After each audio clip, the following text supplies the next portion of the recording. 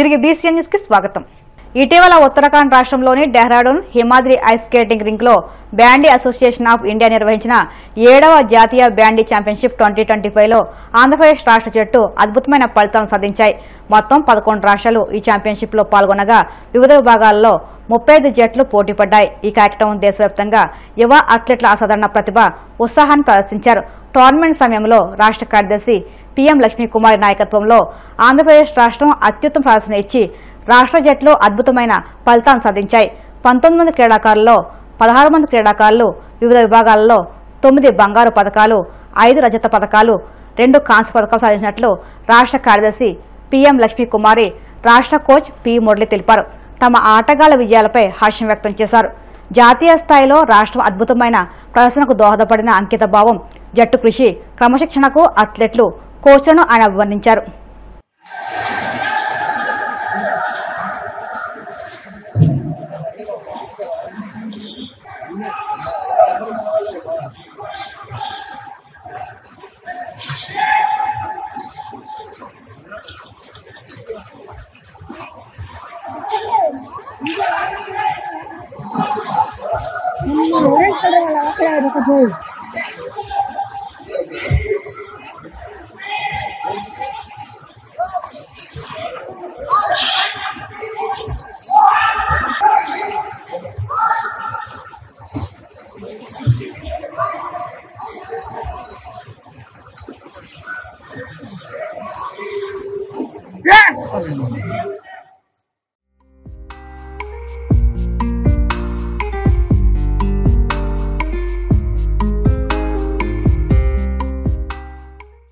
మొక్కజొన్న seed organiser నుండి డబ్బులు వెంటనే ఇప్పించాలని, మోసగించిన సీడ్ ఆర్గనైజర్ చిలకాపరావుపై కఠిన చర్యలు తీసుకోవాలని డిమాండ్ చేస్తూ ఆంధ్రప్రదేశ్ రైతు సంఘం ఆధ్వర్యంలో ఏలూరు జిల్లా ద్వారకా తిరుమల మండలం పంగిడిగూడెం శివారు హనుమాల్గూడెంలో సీడ్ ఆర్గనైజర్ ఇంటి ముందు మోసపోయిన బాధిత మొక్కజొన్న రైతులు రిలే నిరాహార దీక్షలు చేపట్టారు. ఈ సందర్భంగా ఆంధ్రప్రదేశ్ రైతు సంఘం జిల్లా అధ్యక్షులు కట్టా భాస్కర్ రావు, మండల కార్యదర్శి గుర్రం రాంబాబు మాట్లాడుతూ హనుమాల్గూడెం గ్రామంలో మొక్కజొన్న రైతులు సీడ్ ఆర్గనైజర్ చిలక అప్పారావు చేతుల్లో మోసపోయారని, వారికి న్యాయం చేయాలని కోరారు.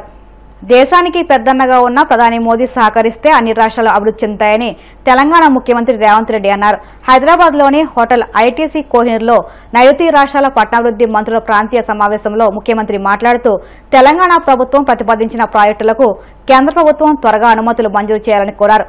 ప్రాజెక్టులకు వేగంగా అనుమతులు లభిస్తే హైదరాబాద్ అభివృద్ధి చెందుతుందని, తద్వారా దేశ ఆర్థిక వ్యవస్థలో మరింత కీలకమవుతుందని అన్నారు. హైదరాబాద్ను అభివృద్ధి చేయడంతో పాటు ఇక్కడ మరో కొత్త నగరాన్ని నిర్మించాలని చూస్తున్నామని వెల్లడించారు. తెలంగాణ రైజింగ్ 2047 పేరుతో కొత్త ప్రణాళికలు రూపొందించినట్లు తెలియజేశారు.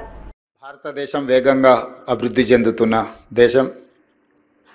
ప్రధానమంత్రి నరేంద్ర మోడీ గారు వికసిత్ భారత్ 2047 100 సంవత్సరాలు స్వతంత్ర ఉత్సవాలను జరుపుకునే సందర్భంగా $30 ట్రిలియన్ ఎకానమీగా ఈ దేశాన్ని ప్రపంచంలోనే ఒక గొప్ప దేశంగా, ఆర్థిక అభివృద్ధి చెందిన దేశంగా నడిపించాలనే ఆలోచనతో, అందులో ప్రధానంగా పట్టణ ప్రాంతాలు, ఈ దేశ జనాభా పట్టణీకరణ చెందుతున్నది. పట్టణాల యొక్క ప్రణాళికలు, పట్టణాల యొక్క మౌలిక వసతులను పెంచడానికి కేంద్ర ప్రభుత్వం ప్రత్యేకమైన దృష్టి పెట్టడం, పట్టణాలలో ముఖ్యంగా మెట్రోపాలిటన్ సిటీస్ మీద ఇంకా ప్రత్యేకమైన దృష్టి పెట్టడం, అందులో భాగంగా హైదరాబాద్ నగర విస్తరణకు కేంద్ర ప్రభుత్వం సహకరించడాన్ని తెలంగాణ రాష్ట్ర ప్రభుత్వం స్వాగతిస్తున్నది. మాకు సంబంధించిన ప్రణాళికలు వివిధ సందర్భాలలో కేంద్ర మంత్రి గారికి, ప్రధానమంత్రి నరేంద్ర మోడీ గారి దృష్టికి తీసుకెళ్లడం జరిగింది. మేము ప్రతిపాదించిన ప్రాజెక్టులను చాలా వరకు కేంద్ర ప్రభుత్వం పరిగణలోకి తీసుకొని పరిశీలిస్తున్నది. అవన్నీ కూడా వేగంగా అనుమతులు ఇవ్వడం ద్వారా ఈ నగర అభివృద్ధికి సహకరించాల్సిందిగా కేంద్ర మంత్రి గారికి విజ్ఞప్తి చేస్తున్నా. అదేవిధంగా తెలంగాణ రాష్ట్రం కూడా తెలంగాణ రైజింగ్ 2047 ఒక బృహత్ ప్రణాళికను తీసుకొని ఈ దేశంలో ఉండే అన్ని రాష్ట్రాలకు తెలంగాణ రాష్ట్రం ఆదర్శంగా ఉండాలని, ఈ దేశంలోనే అభివృద్ధిలో మొదటి రాష్ట్రంగా తెలంగాణ రాలించాలి అని మేము ప్రణాళికలు రచించుకొని ముందుకు వెళ్తున్నాం. డిసెంబర్ 9, 2025 రోజు తెలంగాణ రైజింగ్ 2047 విజన్ డాక్యుమెంట్ని మేము డెడికేట్ చేయబోతున్నాము. అందులో తెలంగాణ రాష్ట్ర ప్రభుత్వం యొక్క ఆలోచనలని, అదేవిధంగా 2034కి $1 ట్రిలియన్ ఎకానమీగా, 2047కి $3 ట్రిలియన్ ఎకానమీగా తెలంగాణ రాష్ట్రాన్ని అభివృద్ధి చేయాలని మేము ఒక లక్ష్యాన్ని పెట్టుకొని ముందుకు వెళ్తున్నాం. నరేంద్ర మోడీ గారు 2047కి $30 ట్రిలియన్ ఎకానమీ టార్గెట్ పెట్టుకొని ఏ విధంగా పనిచేస్తున్నారో అందులో 10% మేము కంట్రిబ్యూట్ చేయాలని అనుకుంటున్నాం. ఈరోజు దేశంలో 2.5% జనాభా ఉన్న తెలంగాణ రాష్ట్రం 5% ఎకానమీని కాంట్రిబ్యూట్ చేస్తుంది. కానీ 2047కి 10% ఆఫ్ నేషనల్ ఎకానమీలో తెలంగాణ రాష్ట్రము భాగస్వామ్యం చేయాలని. తెలంగాణ జాగృతి అధ్యక్షులు కల్వకుంట్ల కవిత బీఆర్ఎస్ పార్టీపై తన రాజకీయ భవిష్యత్తుపై సంచలన వ్యాఖ్యలు చేశారు. బీఆర్ఎస్తో తనకు ఇప్పుడు ఎలాంటి సంబంధం లేదని, కుట్రపూరితంగా తనను తన కుటుంబాన్ని పార్టీకి దూరం చేశారని ఆరోపించారు. ప్రస్తుతానికి కొత్త రాజకీయ పార్టీ పెట్టే ఆలోచన లేదని స్పష్టం చేశారు. తెలంగాణలో అధికార ప్రతిపక్షాలు రెండూ తమ బాధ్యతలను నిర్వర్తించడంలో విఫలమయ్యారని విమర్శించారు. ఈ నేపథ్యంలో భవిష్యత్తులో తామే బాధ్యతాయుతమైన ప్రతిపక్ష పాత్రను పోషిస్తామని ప్రకటించారు. సామాజిక తెలంగాణ సాధనే తన ఆశయమని, అవకాశం, అధికారం, ఆత్మగౌరవం కోసమే తన పోరాటమని స్పష్టం చేశారు. సీఎం రేవంత్ రెడ్డి బీసీలను మోసం చేస్తున్నారని, బీసీల ద్రోహిగా మిగిలిపోతారని ఆరోపించారు. రాజకీయ పార్టీల గురించి ఇప్పుడెప్పుడే ఆలోచన చేస్తలేమన్నా, ఎందుకంటే ఇవాళ ప్రశ్నించే వాళ్ళు లేకుండా పోయారు. ప్రతిపక్షమైన నిద్రపోతున్నటువంటి పరిస్థితి, పాలకపక్షమైన నిద్రపోతున్నటువంటి పరిస్థితి.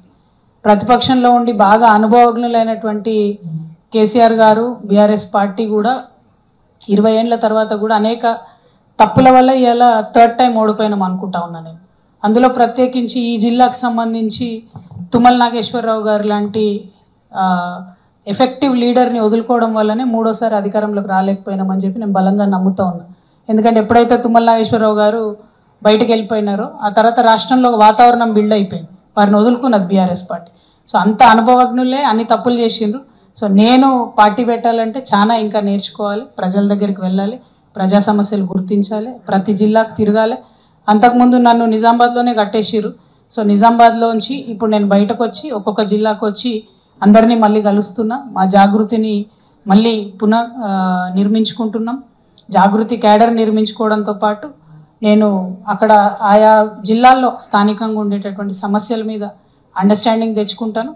నేను పార్టీ అనేది పెట్టినప్పుడు ఖచ్చితంగా అది ప్రజల పక్షాన, ప్రజలకు ఒక వజ్రాయుధం లాంటి పార్టీని నిర్మించే ఆలోచనలో ఉన్నాం తప్పితే ఏదో పార్టీ పెట్టుకున్నామా, ఒక దాంట్లో పోటీ చేసినామా, తెల్లారి మాయమైపోయినామా, రేపు పొద్దున ఇంకోటి మాట్లాడినామా అన్నది కాకుండా ఒక స్టాండర్డ్ ఆల్టర్నేటివ్ పాలిటిక్స్ ఈ రాష్ట్రంలో నిర్మించాలి. అది పార్టీ పెడితేనే ఉండదు. పార్టీ పెట్టకుండా కూడా బోల్డంత రాజకీయాలు చేయొచ్చు. తెలంగాణ జాగృతి పుట్టినప్పటి నుంచి కూడా రాజకీయ అంశాల పట్లనే మాట్లాడుతున్నాం. తెలంగాణ ఉద్యమంలో కూడా మేము రాజకీయ అంశాలే మాట్లాడినాం. సో ఇప్పుడు కూడా రాజకీయ అంశాలే మాట్లాడతాం. పార్టీ పెట్టేది ఉంటే మంచిగా డంకా బజాయించి హైదరాబాద్లో ప్రెస్ మీట్ పెట్టి మీ అందరికీ చెప్పి పెడతాం. కాకపోతే చాలా ఇంకా నేర్చుకునేది ఉంది, చాలామందిని కలిసేది ఉంది.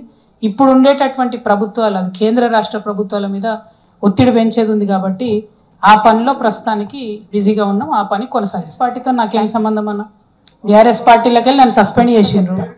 ఒక నాయకుడి కింద, ఒక పార్టీ కింద నేను 20 సంవత్సరాలు పనిచేస్తాను. బయటకు వచ్చి ఆ నాయకుడు మంచివాడు కాదని చెప్పే అంత నీచమైన సంస్కృతి ఎవరికి ఉండకూడదు. పార్టీలోంచి నీ అంతటి నువ్వు వెళ్ళిపోయినా నోరు మూసుకొని ఉండాలి. ఎందుకంటే ఆ పార్టీలో మీరు చాలా రోజులు పనిచేశారు. కానీ నా అంతటి నేను రాలే బయటికి, నన్ను బయటకు వేసిరు. నన్ను బయటకు వేయడంలో కొంతమంది కుట్ర చేసిరు, అది వాస్తవం. సో నా మీద ఎవరైతే కుట్ర చేశారో వాళ్ళ మీద ఖచ్చితంగా నేను మాట్లాడతా కదన్నా. అది పాలిటిక్స్ కాదు. పెద్ద నాయకుడు కేసీఆర్ గారు, వారు లేకపోతే తెలంగాణ వచ్చేదే కాదు. వారు వచ్చారు కాబట్టి ఇవాళ ఖమ్మం టౌన్ డెవలప్ అయిందంటే అది 101% కేసీఆర్ గారు చొరవ అని, అది మీకు కూడా తెలుసు. ఖమ్మం టౌన్ ఇవాళ ఎక్కడికి పోయినా అద్భుతంగా హైదరాబాద్లో కనబడుతుంది. వెడల్పు రోడ్లు, పెద్ద బిజినెస్ సెంటర్లు వచ్చినాయంటే కేవలం బీఆర్ఎస్ పాలన వల్లనే వచ్చినాయి. అది కేసీఆర్ గారు ఆలోచన వల్ల మాత్రమే వచ్చింది.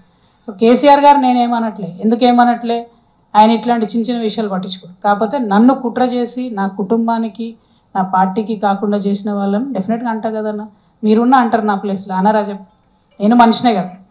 కాబట్టి అంతే తప్పితే అది కూడా నేను ఒకటి మళ్ళీ గుర్తుపెట్టుకున్నాను, నేను ఎక్కడ కూడా వితౌట్ ప్రూఫ్ ఎవరి మీద కూడా అలిగేషన్ చేయను. నా జీవితంలో చేయలేదు, చేయను. సో రేపైనా సరే ఎవరి మీద మాట్లాడినా సరే ఖచ్చితంగా ప్రూఫ్తోనే మాట్లాడాలి. వార్తలు ముగించే ముందు ముఖ్యాంశాలు మరొక్కసారి.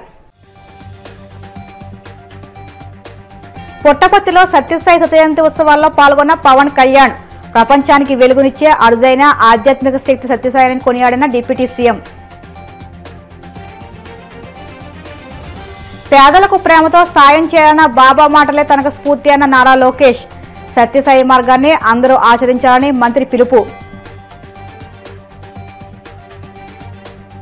వైసీపీ నేత కారుమూరి వెంకటరెడ్డి అరెస్ట్ అక్రమమన్న ఎమ్మెల్యే తాటిపట్టి చంద్రశేఖర్. అక్రమ అరెస్టులతో డైవర్షన్ పాలిటిక్స్ చేయడం సిగ్గుచేటని ఆగ్రహం. ప్రధాని మోదీ సహకరిస్తే అన్ని రాష్ట్రాలు అభివృద్ధి చెందుతాయన్న రేవంత్ రెడ్డి. తెలంగాణ ప్రాజెక్టులకు త్వరగా అనుమతులు మంజూరు చేయాలని కోరిన ముఖ్యమంత్రి. ఈ వార్తలు ఇంతలో సమాప్తం. మరిన్ని వార్తల కోసం BCN digital YouTube channel, Facebook పేజీని ఫాలో అవ్వండి. అప్డేట్ వార్తల కోసం ప్లీజ్ సబ్స్క్రైబ్.